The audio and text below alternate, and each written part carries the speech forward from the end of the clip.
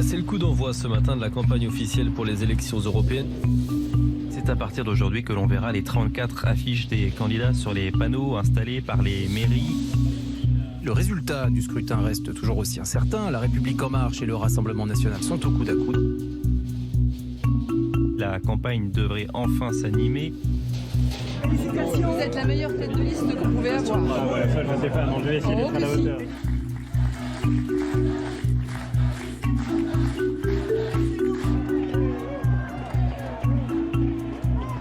Et surtout, n'oubliez pas d'aller voter le 26 mai parce que Macron il compte sur l'abstention, donc on va le faire sauter, ouais. Merci.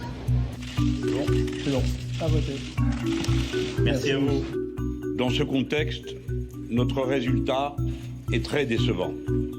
Dans cette campagne où tout a été fait pour la réduire à un duel, Rassemblement National contre En Marche, nous n'avons pas pu faire entendre notre voix. Nous sommes ce soir la troisième force politique en France. Pour ma part, j'accueille ces résultats avec humilité. Quand on termine deuxième à une élection, on ne peut pas dire qu'on l'a gagné. Je les adore. Je les adore.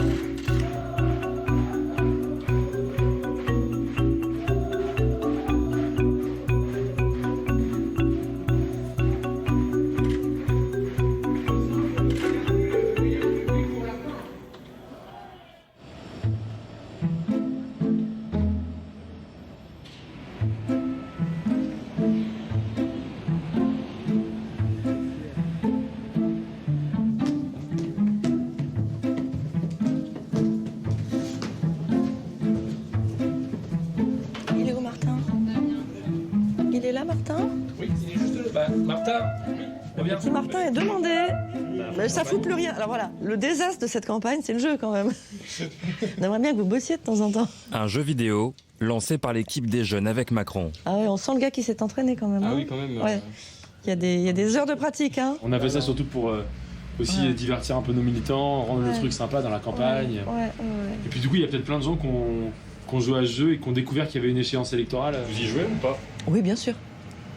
Ouais, bien sûr. Et vous réalisez quel score? Je suis pas très bonne. Je suis pas très bonne parce que je suis interrompue tout le temps en fait. Le téléphone sonne et je peux pas dire mais non attends, j'allais passer à l'étape d'après. En tout cas, mes enfants sont meilleurs que moi. Ça les amuse beaucoup de faire sauter leur mère sur le métro et ailleurs. Ouais. Beaucoup. Faire sauter la tête de liste Nathalie Loiseau sur une rame de métro, à l'assaut de ses adversaires politiques. Regardez, c'est tout moi. Ah non, là, si vous me mettez en game over, là, je... Transformée en bestiole. Attention, le boss est là. Ah, surtout celui-là, je l'aime pas du tout. J'aime pas ce niveau aussi. Ah non, c'est horrible. Faire gaffe aux flammes. Faut pas se laisser impressionner, faut continuer à avancer. C'est comme la campagne. La campagne, comme un jeu de massacre. Tout s'est accéléré à l'autre bout de l'Europe, à Sibiu en Roumanie. Le jour où Emmanuel Macron est entré dans l'arène. Je ne fais jamais, vous le savez, de pronostic sur le jour d'après, mais je mettrai toute mon énergie pour que le Rassemblement national ne soit pas en tête. Je crois qu'il n'y a pas mystère pour dire que la liste du Rassemblement national, c'est une liste de déconstruction de l'Europe. Moi, je suis patriote, français et européen. Eux, ils sont nationalistes. C'est différent. Et le nationalisme, comme le disait François Mitterrand dans l'un de ses derniers discours, le nationalisme, c'est la guerre.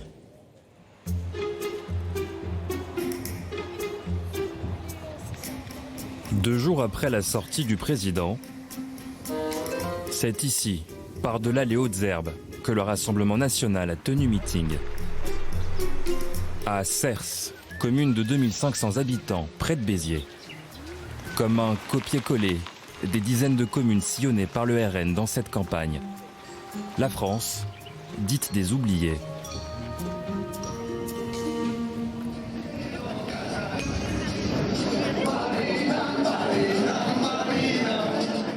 Dans une salle pleine à craquer, Marine Le Pen répond au chef de l'État.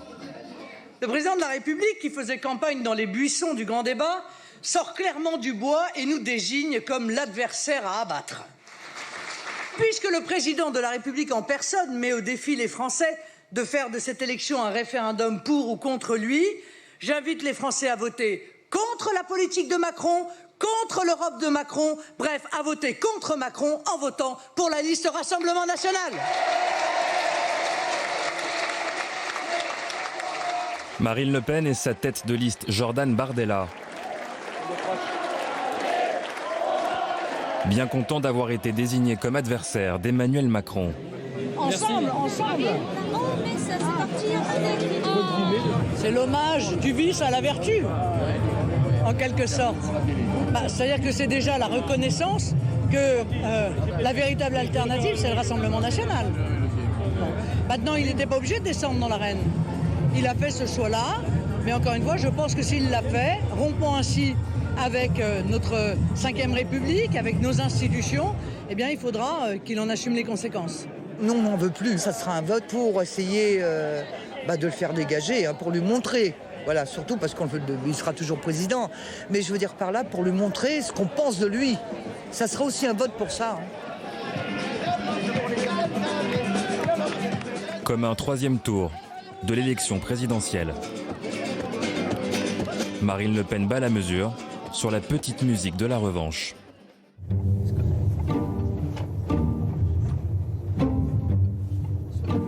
Faire du Rassemblement National l'adversaire et le centre de la campagne, c'est évidemment le faire monter. Et on voit qu'au fond, Emmanuel Macron est dans une vision totalement politicienne. Son but, c'est de faire en sorte que toutes les colères qu'il a suscitées s'agrègent autour d'une seule personne, qui est Marine Le Pen. Parce que Marine Le Pen, c'est la seule personne face à laquelle il pourra gagner en 2022. Nous, au moins, on aura fait la campagne qu'on voulait. C'était une campagne de projet. Et je crois que c'est ce qui a fait l'élan qu'elle a pu susciter un peu partout. Sous le calme apparent, la frustration et l'agacement d'un candidat qui aura fait campagne sur les fondamentaux de la droite.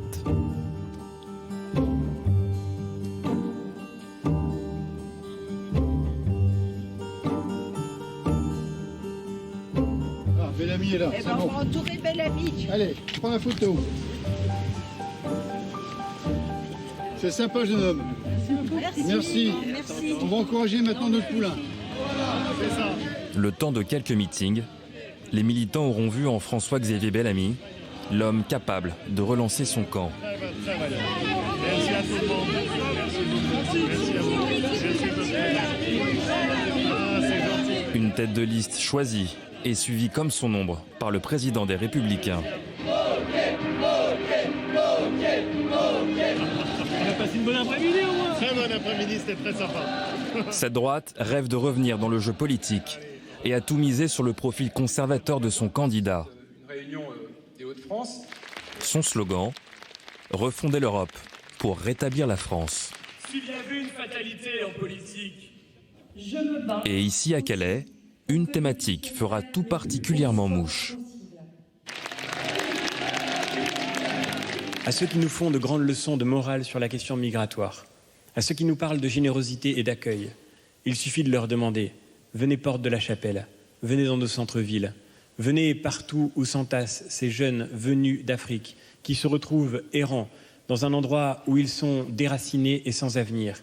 Venez bien sûr à Calais, venez voir ce que signifie ce que vous appelez générosité et qui n'est que l'autre nom de notre inconséquence. »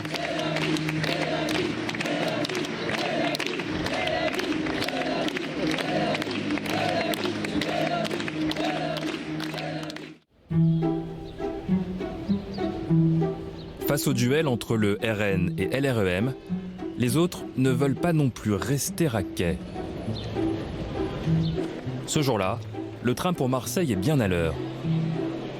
Mais il a bien failli quitter Paris sans la candidate de la France insoumise. Fidèle à toi-même. Fidèle à moi-même. Bon bah, montez dans le train quoi. Ça va. Ouais. Légèrement mouillé. Est-ce que j'ai raté un train depuis le début de cette campagne? si ça se trouve, on va se retrouver qu'avec cette opération-là. Mais cette opération-là, il faut bien la... Moi, je serais partisane de le lundi de la dernière semaine de campagne. Tu marques le truc, t'appelles à la manif du vendredi. C'est ça ton débouché immédiat. Et ton deuxième débouché, c'est maintenant, ça c'est la conséquence de vote politique. et de votes concrets au Parlement européen. Voici ce que les uns et les autres ont fait, quoi. Manon Aubry, ancienne militante associative, a le goût des actions coup de poing et espère déjouer les pronostics. En quelque sorte, les digues sont tombées. Quand on a La République En Marche qui reprend les mots, le langage, jusque parfois les thèses, pas sur tout, mais sur beaucoup trop de choses, du Rassemblement National, ça veut dire qu'aujourd'hui, ils accréditent le « de toute façon, ils sont tous pareils », exprimé et ressenti par beaucoup de gens dans la population française. Donc voilà, nous, notre travail dans ce contexte-là, c'est de se battre et d'aller voir chaque personne qu'on croise, d'aller convaincre un maximum pour leur dire non, non. Sortez de ce duo-là dans lequel on essaie de nous enfermer.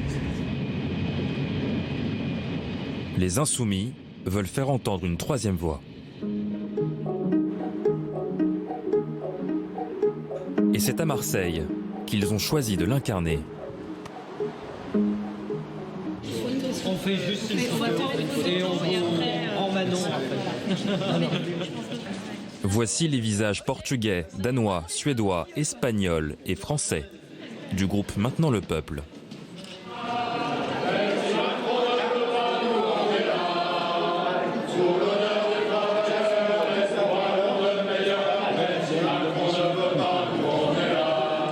La France insoumise et ses alliés européens rêvent d'une alternative internationaliste.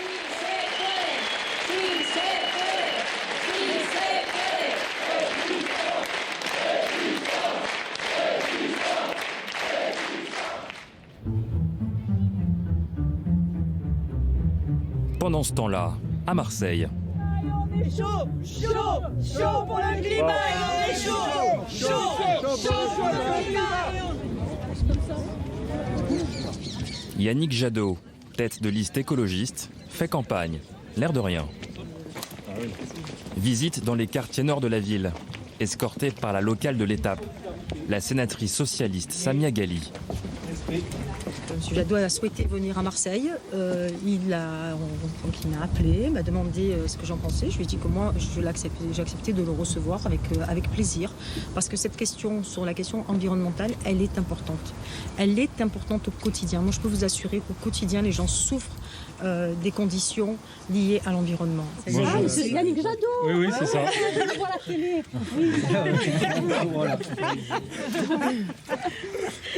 Quand on déménage, en principe, c'est pour être mieux. Eh ben aujourd'hui, non, on n'est pas mieux. Parce qu'aujourd'hui, mes parents ils sont rentrés dans un T3. Quand il pleut chez eux. Et tout le... Il pleut, c'est fissuré. C'est les nouveaux bâtiments. C'est horrible. On a des habitations avec un balcon, un creux au milieu. Donc et quand il pleut, il y a la mousse après. Vous pouvez mettre des poissons dedans, ça fait un aquarium. C'est pas... Voilà. Bonjour mesdames, vous allez bien? Campagne loin des estrades, sur le thème de l'écologie sociale. Regardez les filles qui traînent, notre local. Et c'est débordé avec de l'eau. Comme c'est du placo, apparemment c'est pourri. Bon, voilà, courage. Merci. Évidemment, l'Europe doit être extrêmement concrète si on veut rétablir le lien entre les citoyens et l'Europe. Et une façon pour l'Europe d'être concrète, c'est ce que nous défendons, c'est d'investir massivement dans le logement, dans le confort des logements, dans la rénovation thermique. C'est des enjeux de pouvoir d'achat, c'est des enjeux de confort, c'est des enjeux de santé, c'est des enjeux de création d'emplois, d'artisans à l'échelle locale. Et c'est ça qu'il faut qu'on arrive à construire. C'est pour ça que ta venue, Yannick, elle est importante pour eux parce que d'abord, tu es le seul tête de liste à avoir dit « je ne fais pas un meeting, mais je viens à la rencontre des habitants ». Enfin, parce que ces gens-là ne vont pas aller dans les meetings. Et dans les meetings, il n'y a pas de contradiction. Parce qu'ici, il y a un débat, il y a un échange. Les gens disent ce qu'ils ont dans le cœur. Allez les Verts. Merci beaucoup. Merci. Milan et sa Piazza del Duomo, théâtre du populisme européen. Le temps d'un événement organisé par la Lega.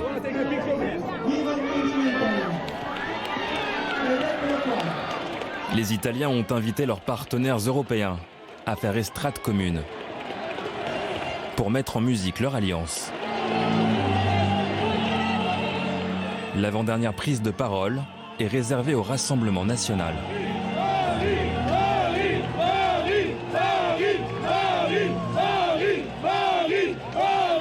Il 26 maggio renderemo il potere ai popoli. popoli.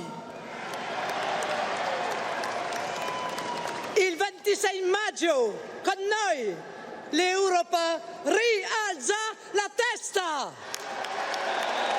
Vive l'Italia, vive la France et vive les nations d'Europe.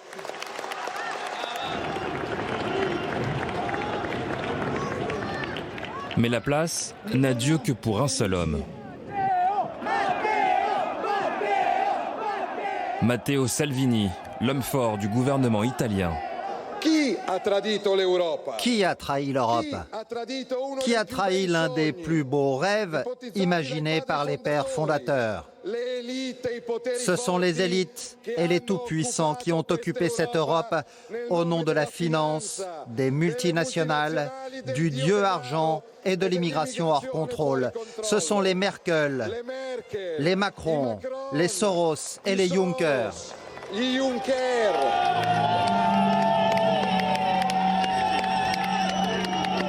message était clair, était fort. Les 12 partis ont exprimé exactement le même besoin de retrouver leur souveraineté, de protéger leur identité. Je pense que c'est le début d'un nouveau groupe, d'une nouvelle espérance au niveau européen. Et je suis très, très content que ça se fasse ici à Milan.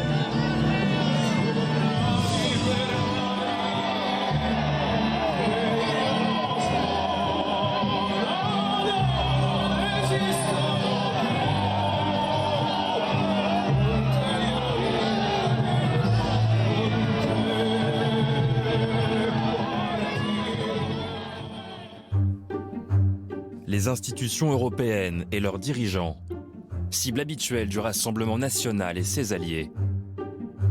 Alors, comme un symbole, La République en marche a voulu faire de Strasbourg, siège du Parlement européen, un temps fort de sa campagne.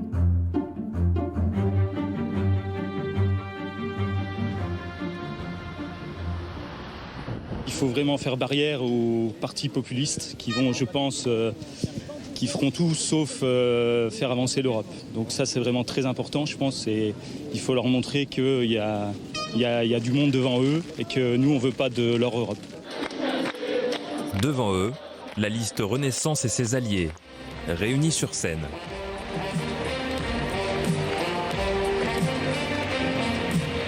Mais ce meeting est aussi l'image d'un gouvernement en rang serré devant sa candidate. Le soldat Nathalie Loiseau, sous le feu de nombreuses critiques et polémiques.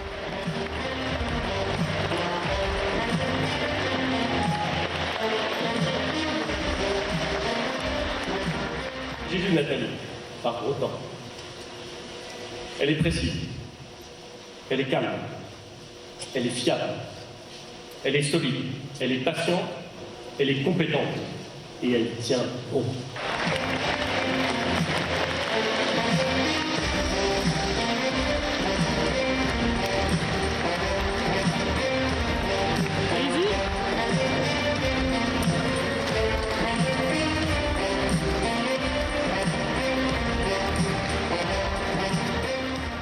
C'est unis que nous réussirons, en avant, ensemble, en marche pour une renaissance européenne.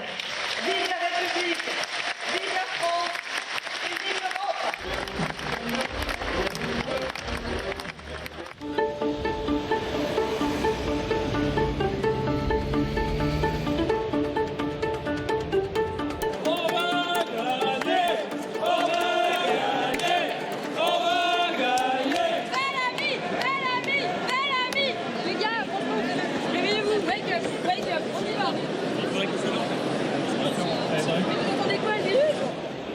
À Paris, les jeunes républicains veulent réveiller une droite distancée dans les sondages et qui n'en démord pas, campée sur ses fondamentaux.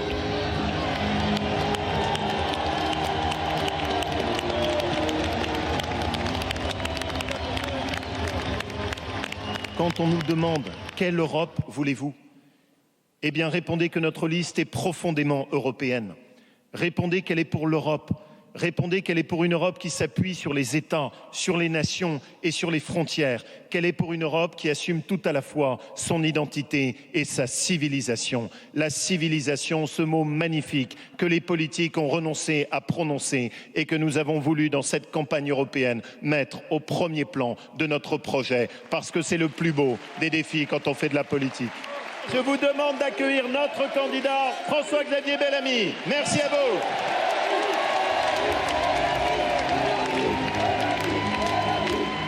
Ne vous laissez pas voler cette élection. Ne vous laissez pas voler vos convictions. Ne vous laissez pas voler ce débat sur l'Europe. Ne vous laissez pas voler ce débat sur l'avenir de la France. C'est cela qui est en jeu.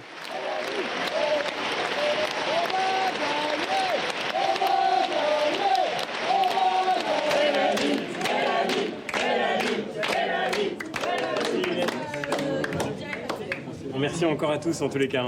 Vous avez été géniaux. Tout droit et à gauche. Tout droit et à gauche. Bellamy, Bellamy, Bellamy, Bellamy, Bellamy, Bellamy, Bellamy, Bellamy. Mais t'as fait combien au total? Quelqu'un qui en a fait? Non, trop long. Non, c'était bien. Quoi, 15 minutes? C'est avant que ça ait été long et on est rentré en retard. Muriel Jourdain me dit il est formidable ce soir. Ce n'est pas simple devant une telle salle, il est formidable ce soir. Ah ouais. En tous les cas, il y a un monde fou. Ouais. C'est bien dit.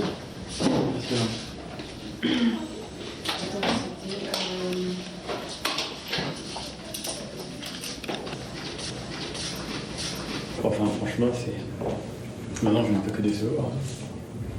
Va falloir qu'on tarde bon, allez. à débarrasser le plancher.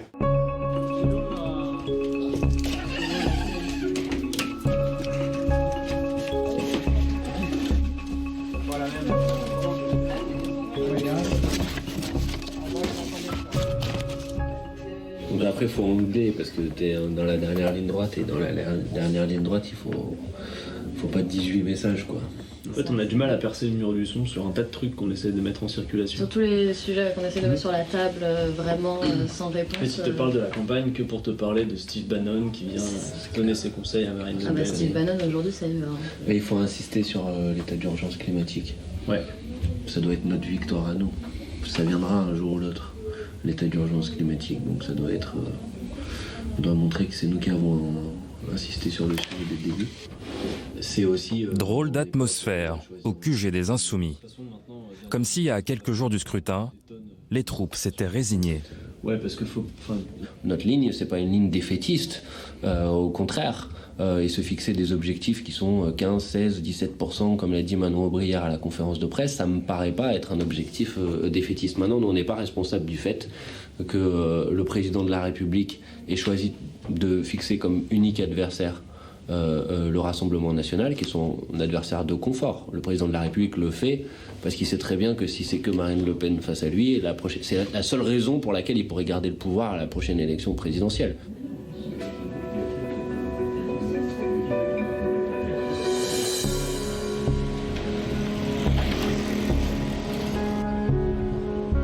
La politique et une belle prise de guerre pour Marine Le Pen. Un élu régional de la France Insoumise a décidé de quitter le mouvement. Andrea Cottarach affirme qu'il votera pour le Rassemblement national aux européennes afin de faire barrage à Emmanuel Macron. C'est donc un nouveau coup dur pour la France Insoumise. Bon, ça fait mal. Mais moi, ce que j'ai trouvé le plus frappant, c'est que la haine de certains contre nous est telle qu'ils ne se rendent même plus compte de ce qu'ils font. Donc ce type est passé à la télé, les autres étaient tellement contents d'en voir un qui nous crache dessus, hein, et de pouvoir dire, il y a des passerelles, des porosités. Je t'en fournirai, moi, des porosités. Bon, et puis pour faire quoi? Il passe à la télé pour dire, pour défaire tout le travail qu'on a fait. Regardez comment tout le système a aidé. Après les mêmes viennent vous dire, ah non, surtout pas le Front National. Menteur, menteur. Mais vos grands-parents, déjà, ils disaient plutôt Hitler que le Front Populaire. D'accord? Ça fait 3 générations. On connaît vos ruses. Alors moi, je redis ce soir, à ceux qui sont fâchés mais pas fachos, s'ils peuvent m'entendre, si vous pouvez transmettre cette parole, ne vous faites pas berner une fois de plus. Ne soyez pas une nouvelle fois les dindons de la farce.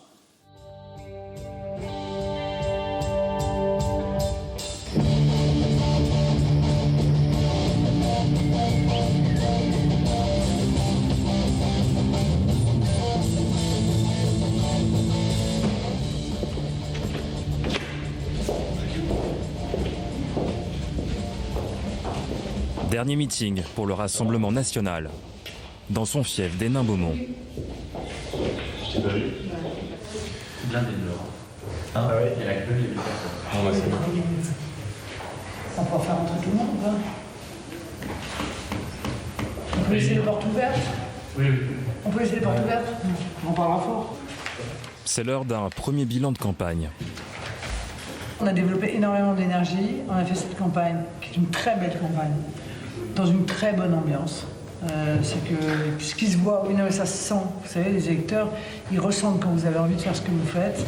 Quand vous le faites avec plaisir, ça se ressent. Voilà. Et je pense que on aurait pu sûrement faire plus, hein, mais je vois pas quoi en fait. En réfléchissant.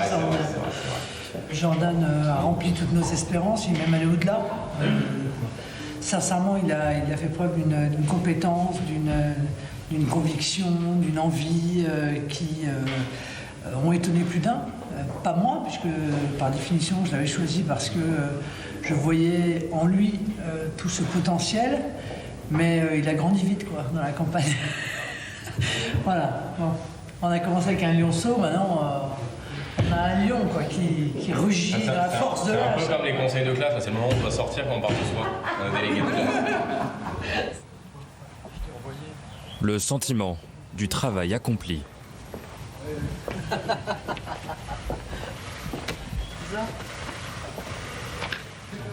Comme si à 48 heures du dépouillement, le RN connaissait déjà les résultats. Le ring, Je me fais engueuler là. c'est l'allégorie du combat politique ou... Ah ouais, toujours un peu. Hein. À la fin, il n'en reste que 2.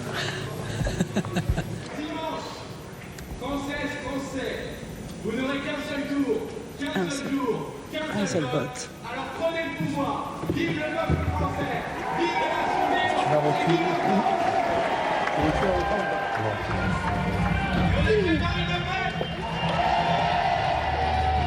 Le soir du vote des européennes, la France insoumise arrivera 5e, les Républicains 4e. Les Verts seront bien la 3e force européenne du pays. La République en marche d'Emmanuel Macron finira 2e, juste derrière le Rassemblement national de Marine Le Pen, qui gagne ses élections intermédiaires.